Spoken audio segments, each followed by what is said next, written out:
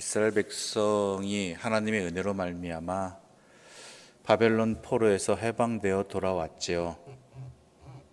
자신들이 왜 바벨론의 포로로 끌려갔는지, 왜 70년이라는 시간을 보냈는지 이스라엘 백성들은 분명히 알았고, 또한 다시는 그러지 않을 것이라는 회개와 확신 아래에서 예루살렘에 돌아왔습니다.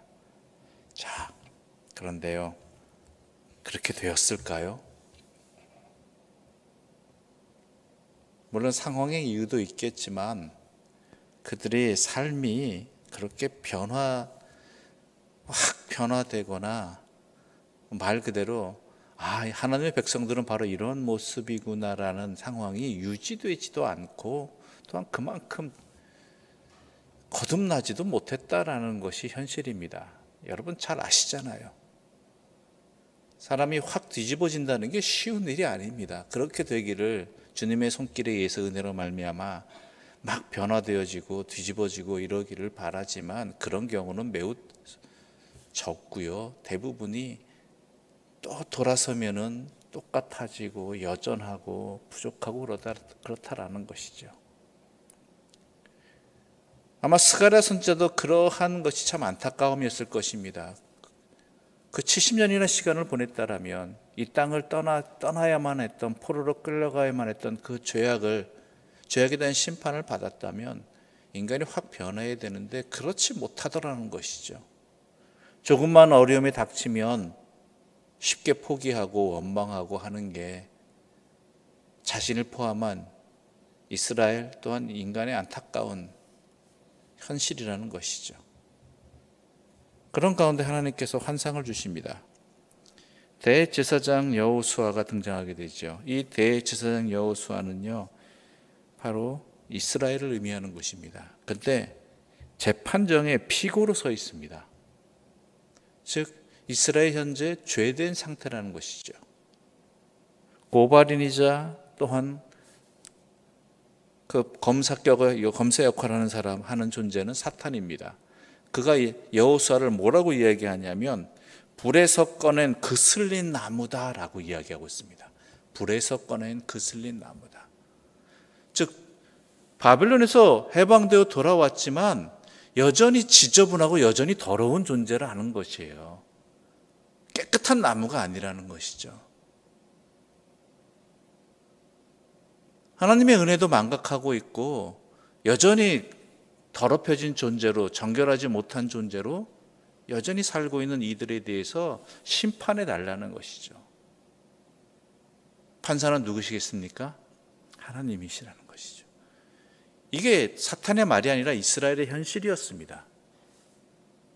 하나님의 은혜를 입었음에도 여전히 그 죄악됨에서 벗어나지 못하고 있는 더러운 존재, 부정한 존재가 바로 이스라엘이었다라는 것이죠.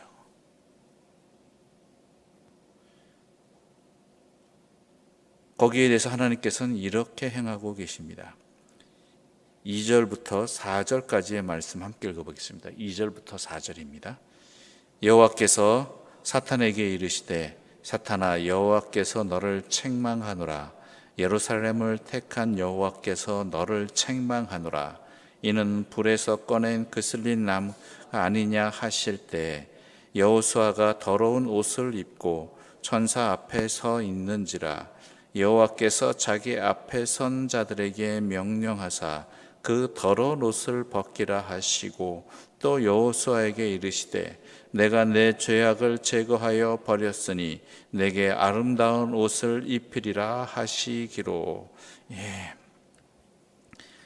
즉 하나님께서 도리어 누구를 책망하고 계세요?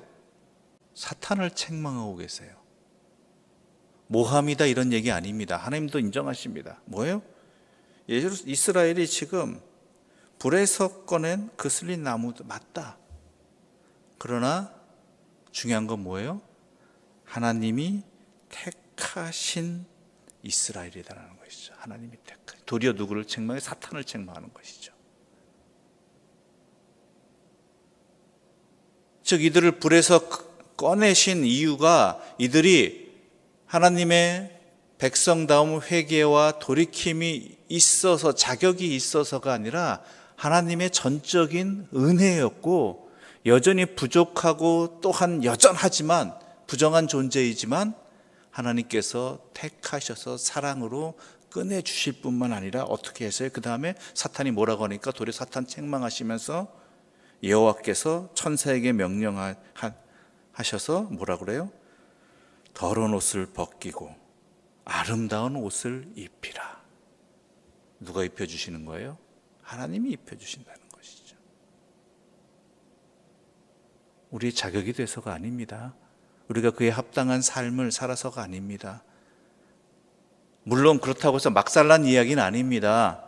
그러나 우리가 하나님의 구속의 은혜를 입고 또한 하나님의 정결의 은혜를 입는다, 회복의 은혜를 입는다는 것은 물론 우리가 거기에 합당한 노력을 해야 되고 수고를 감당하게 해야 되고 회개해야 되지만 그것으로는 그것이 우리로 하여금 정결하게 되어지고 아름다운 옷을 입을 만한 자격은 절대 되지 못한다는 것이죠. 그러나 하나님께서 그것을 돌아온 아들을 기쁘게 받아주시고 옷을 깨끗하게 입혀주시고 정갈하게 해주시는 하나님의 은혜. 왜요? 하나님이 택하신 사람이기 때문에. 바로 그런 하나님의 은혜가 있다라는 것이죠.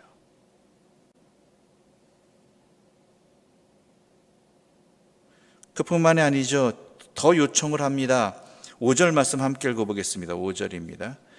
내가 말하되 정결한 관을 그의 머리에 씌우소서 하며 곧 정결한 관을 그 머리에 씌우며 옷을 입히고 여호와의 천사는 곁에 섰더라. 예. 하나님께 스가랴는 요청합니다. 더러운 옷을 벗기고 아름다운 옷을 입힐 뿐 아니라 거기다 뭐라 그래요? 정결한 관을 씌워 주시옵소서. 그 이야기는 뭡니까? 이스라엘을, 하나님의 백성들을 정결한 관이라는 것은 하나님의 도구, 제사장의 역할을 회복시켜 달라는 것입니다. 하나님의 도구로 세상에 쓰임이 되게 하여 주시옵소서. 도저히 남에게 본이 될 만한 존재들이 아니잖아요. 솔직히 우리가 성경을 읽으면서 이스라엘을 면면히 살펴보면은 이스라엘이 하나님의 선택받을 만한 자격도 없고요. 성경에 등장할 만한 그러한 좋은 민족 아닙니다. 우리가 본받을 만한 신앙적 행위, 솔직히 그들이나 우리나 다를 바 없는 모습이지요. 그럼에도 불구하고 하나님께서 이스라엘을 하나님의 선민 택하신 민족으로 세우시고 또한 세계를 향한, 만방을 향한 하나님의 도구로 삼아주신 것은 하나님께서 정결하게 관을 씌우셨기 때문이라는 것이죠. 물론 스가랴의 요청이 있었지만 내가 주의 일꾼으로 그 사명을 감당하겠사오니 주여 나를 세워주시옵소서라는 스가랴의 요청에 하나님께서 응답해 주신 것이지요. 그런 가운데 하나님께서 분명하게, 그렇지만 이런 은혜와 더불어서 하나님은 그 은혜에 합당한 삶을 살 것을 명령하고 계십니다. 그것이 바로 7절의 말씀이지요. 7절의 말씀 함께 읽어보겠습니다. 만군의 여호와의 말씀에 내가 만일 내 도를 행하며 내 규례를 지키면 내가 내 집을 다스릴 것이요 내 뜰을 지킬 것이며 내가 또 너로 여기 섰는 자들 가운데 왕래하게 하리라. 아멘. 자, 도리어 고발하는 사탄을 책망하시고 더러워진 옷을 불에 그슬린 나무와 같은 이러한 존재를 깨끗하게 해주시고, 깨끗하게 해주신 것을 넘어서서 신을 신겨주시고 아들로서의 반지를 끼워주시고, 그러면서 그것이 무엇입니까? 하나님의 제사장으로서의 역할을 감당할 수 있도록 정결의 관을 씌워주셨다는 것이죠. 그러면서 명령하십니다. 뭐라고요? 내가 만일 내 도를 행하며 내 규례를 지키면, 즉 이렇게 내가 너에게 은혜를 베풀었으니까, 너를 회복시켜 주었으니까 너는 뭐예요? 하나님의 도를 행하고 하나님의 규례를 지켜라라는 거예요. 다른 것에 눈 돌리지 말고, 다른 것에 시험 들지 말고 이것만 행하라는 거예요. 결국 너를 세워주고 너를 회복시켜 주시고 너를 지켜주시는 누구이시다?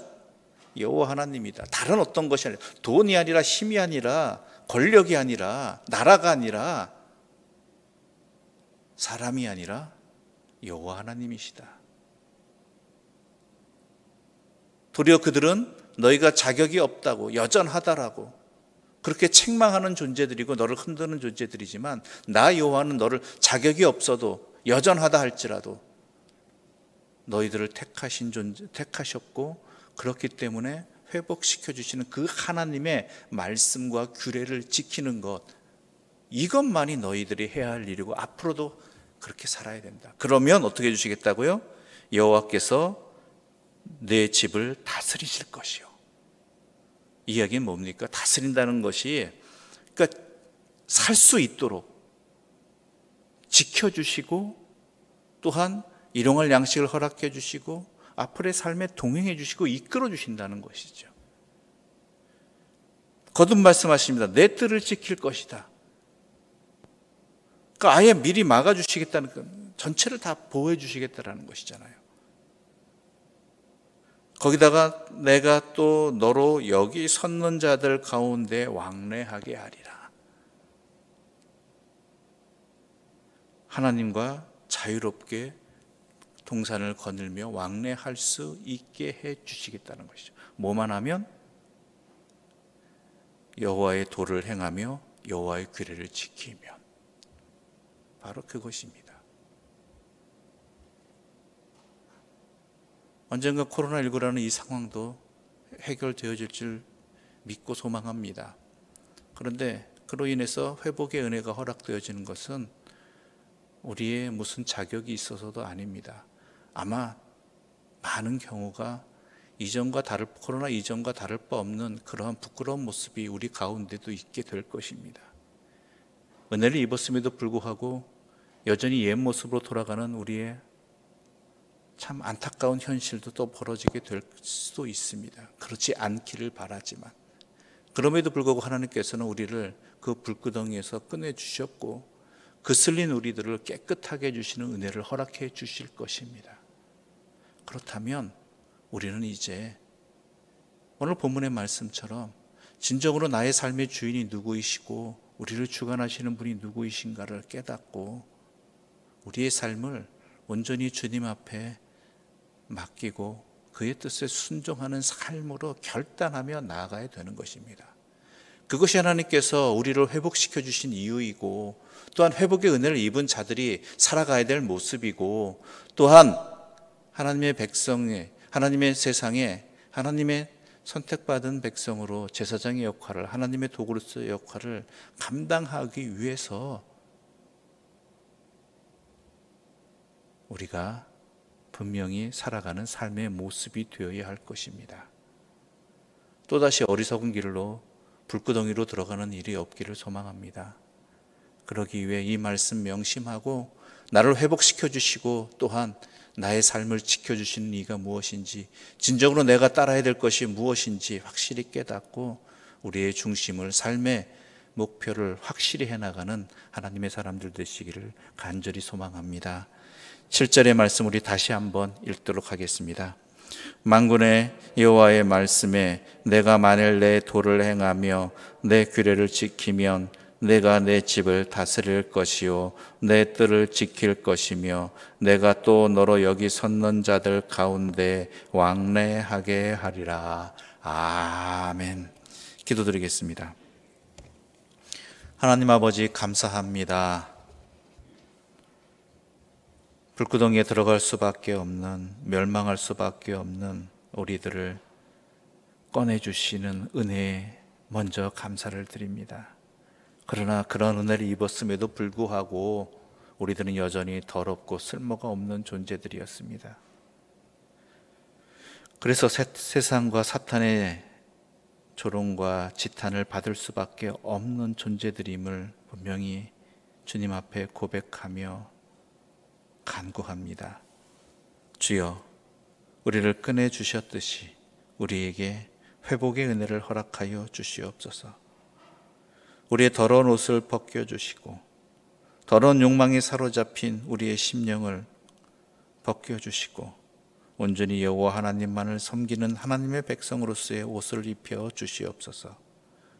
또한 우리에게 하나님의 은혜를 입은 자답게 세상을 향한 사명을 감당할 수 있도록 우리에게 정결한 관을 씌워 주시옵소서. 그러면서 우리가 분명히 여호와의 백성임을 깨닫고 나의 삶의 모든 것은 여호와께 달려있음을, 하나님이 주관하심을 고백하며 온전히 여호와의 말씀만을 바라보고 그 말씀에 순종하며 그 말씀대로 살아가는 참된 진리의 길, 복의 길을 걸어가게 하여 주시옵소서. 예수님의 이름으로 기도드립니다. 아멘. 하늘에 계신 우리 아버지 이름을 거룩하게 하시며 아버지의 나라가 오게 하시며 아버지의 뜻이 하늘에서와 같이 땅에서도 이루어지게 하소서. 오늘 우리에게 일용할 양식을 주시고 우리가 우리에게 잘못한 사람을 용서하여 준 것 같이 우리 죄를 용서하여 주시고 우리를 시험에 빠지지 않게 하시고 악에서 구하소서. 나라와 권능과 영광이 영원히 아버지의 것입니다. 아멘.